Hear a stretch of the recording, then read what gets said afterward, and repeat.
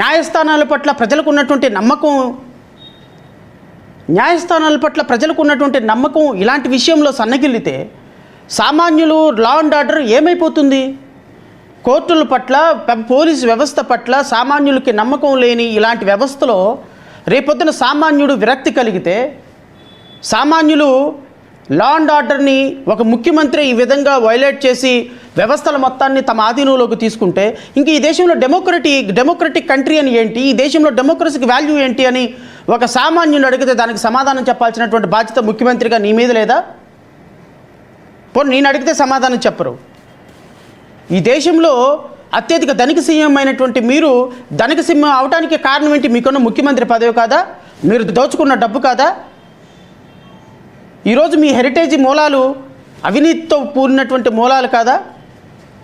ఈరోజు మీ అబ్బాయి సంపాదిస్తున్నటువంటి డబ్బు లక్షల కోట్ల రూపాయల డబ్బు మీరు వాడుకున్నటువంటి పదవితో కాదా? ఈరోజు నిరుపేదలైపోతున్నారేమో ఆంధ్రప్రదేశ్ రాష్ట్ర ప్రజలు. రోజు రోజుకి పతనానికి దిగుతున్నదేమో ఆంధ్రప్రదేశ్ రాష్ట్ర ప్రజలు. రోజు రోజుకి ఎందుకు పోతున్నామో నిర్జీవంగా మారుతున్నది ఆంధ్రప్రదేశ్ రాష్ట్ర ప్రజలు. మనం ఎంత సంపాదిస్తున్నామంటే నారా లోకేష్ ఎంత సంపాదిస్తున్నాము, నారా భువనేశ్వరి ఎంత సంపాదిస్తున్నారు, నారా బ్రాహ్మణి గారు ఎంత సంపాదిస్తున్నారు, నారా చంద్రబాబు నాయుడు గారు ఎంత సంపాదిస్తున్నారంటే ఈరోజు మా అకౌంట్లో ఎంత పడిందంటే 50,000 కోట్లు, 10,000 కోట్లు, 20,000 కోట్లు, 30,000 కోట్లు. సాయంత్రానికి ఎంత డబ్బు ఏ డిపార్ట్మెంట్ నుంచి వచ్చిందని లంచాలు తీసుకునేటువంటి వ్యవస్థగా మీరు మారిపోతుంటే ఈరోజు రాష్ట్రంలో పేద ప్రజలు మాత్రం నిరుపేదలు అవుతున్నారు. ఈరోజు తినటానికి తిండుంటే రేపు గంజికి కూడా బతకలేని పరిస్థితికి రాష్ట్ర ప్రజలు వెళుతుంటే రాష్ట్ర ప్రజలు ఏమనుకుంటారు? మీకు ముఖ్యమంత్రి పదవి ఇచ్చి 164 సీట్లు ఇచ్చి ఈ రాష్ట్రాన్ని పరిపాలించండి అయ్యా, ఒక సీనియర్ లీడర్గా ఈ దేశంలోనే ప్రతిష్టాత్మకమైనటువంటి సీనియారిటీ ఉన్నటువంటి లీడర్గా పరిపాలించమంటే పరిపాలన పక్కన పడేసి ఇదిగో ఈ విధంగా ఏసీబీలో కోర్టుల్లో, సిబిఐ కోర్టుల్లో ఈ విధంగా సిఐడి డిపార్ట్మెంట్ని వాడి లక్షల కోట్ల రూపాయలు దోచుకున్న ఆస్తుల్ని, కేసుల్ని క్లోజ్ చేయించుకుంటుంటే సామాన్యుడికి న్యాయం మీద ఏం గౌరవం పెరుగుతుందండి?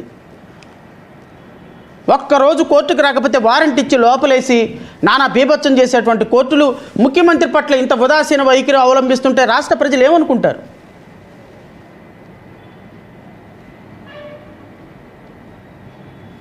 మీరు న్యాయస్థానాల్లో తప్పించుకోవచ్చు, కానీ ప్రజా కోర్టులో మీకు ఖచ్చితంగా శిక్ష వేయించి తీరుతాం. ముఖ్యమంత్రి చంద్రబాబు నాయుడు గారు మా పార్టీ అయితే వదలదు. మీ మీద పెట్టిన ప్రతి కేసులో మీరు ప్రాసిక్యూషన్ ఫేస్ చేయాల్సిందే. మీరు నిజాయితీగా తప్పు చేయలేదు అంటే సాక్షుల విచారణ జరిగిన తర్వాత కోర్టులో నుంచి బయటకు రావాల్సిందే. మీరు తప్పు చేశారని నేను అనటంలా, చెప్పటం కూడా నా బాధ్యత కాదు. ఎందుకు అంటే unless proven guilty everybody presumed to be an innocent as per the law and I should respect that. మీరైనా, ఇంకొకళ్ళైనా, జగన్మోహన్ రెడ్డి అయినా, శ్రవణ్ కుమార్ అయినా, ఇంకొకళ్ళైనా కోర్టులో విచారణ ఫేస్ చేసి తీరాల్సిందే. అరవింద్ కేజ్రీవాల్ ఫేస్ చేయలేదండి. అరవింద్ కేజ్రీవాల్ మీలాగా భారతీయ జనతా పార్టీతో కుమ్మక్కైతే ఆయన మీద లిక్కర్ స్కామ్ వచ్చేదా? అరవింద్ కేజ్రీవాల్ రైట్ రాయల్గా డిశ్చార్జ్ పిటిషన్ వేసుకున్నాడు. ప్రజాప్రతినిధుల కోర్టు డిశ్చార్జ్ పిటిషన్ అలౌ చేసింది. ఆయన రైట్ రాయల్గా ఆయన పార్టీ నుంచి బయటపడ్డారు. ఆ దమ్ము మీకు ఎందుకు లేదు అంటున్నాను నేను. ఆ నిజాయితీ మీ దగ్గర ఎందుకు లేదు అంటున్నాను నేను. ఇన్నర్ రింగ్ రోడ్డు కేసులో నెంబర్ A1 ఇది సిఐడి డిపార్ట్మెంట్ వాళ్ళు ఛార్జ్ షీటు వేసినటువంటి 2/3/2024 సంవత్సరంలో ఇదే సిఐడి డిపార్ట్మెంట్ ఇన్వెస్టిగేషన్ ఆఫీసర్, ఆ ఇన్వెస్టిగేషన్ ఆఫీసర్ పేరు కూడా చెప్తా, Vijaya Bhaskar,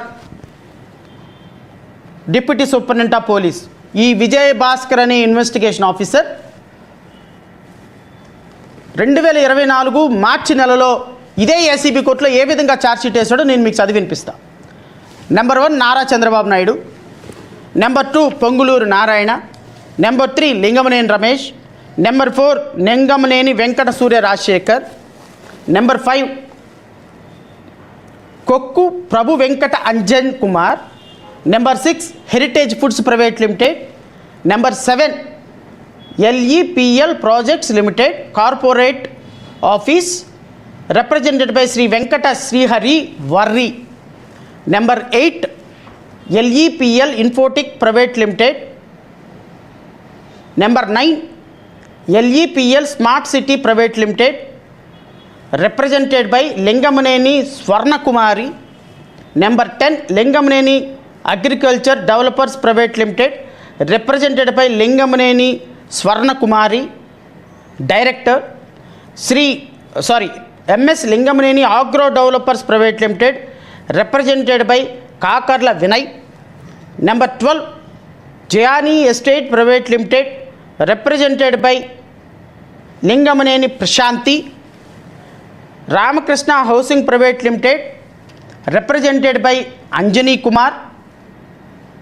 Number 14, Nara Lokesh, Non-Executive Director of Heritage Foods Private Limited.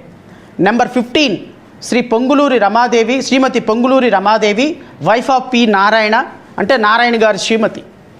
Number 16, Rapuru Sambasivarao, brother-in-law of A2, ante Narayana garu brother-in-law.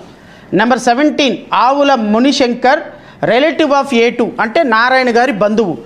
Number 18, Poturi Pramila, son of Gangineni Dhanunjay.